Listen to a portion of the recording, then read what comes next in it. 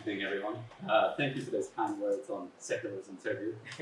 Certainly we at the National Secular Society believe that freedom of speech should be enjoyed by everyone, regardless of religion or lack thereof. But it's a privilege to be here with you tonight, albeit under tragic circumstances. My name is Alejandro. I'm from the National Secular Society. Our Chief Executive, Stephen Evans, sends his apologies, but he asked me to read our official response to the attack on his behalf.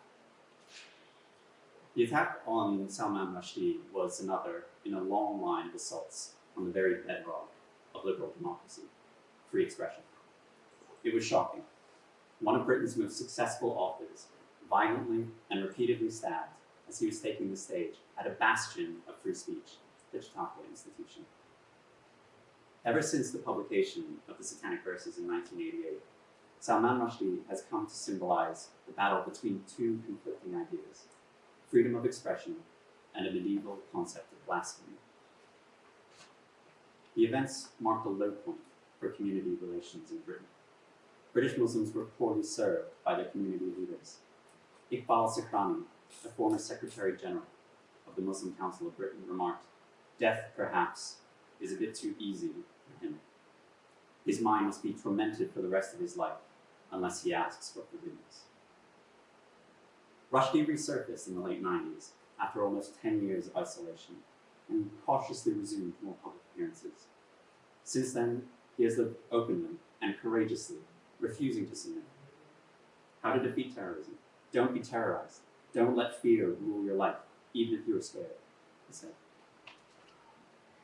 But the Rushdie affair gave rise to an insidious new stealth blasphemy code, with transgressions punished not by law, but by death, or at least the threat of it. As Rushdie himself identified, respect for religion has become a code phrase meaning fear of religion. Religion, like all other ideas, deserves criticism, satire, and yes, our fearless disrespect. But a string of Islamist atrocities has scared many into submission. Images of Muhammad are routinely censored.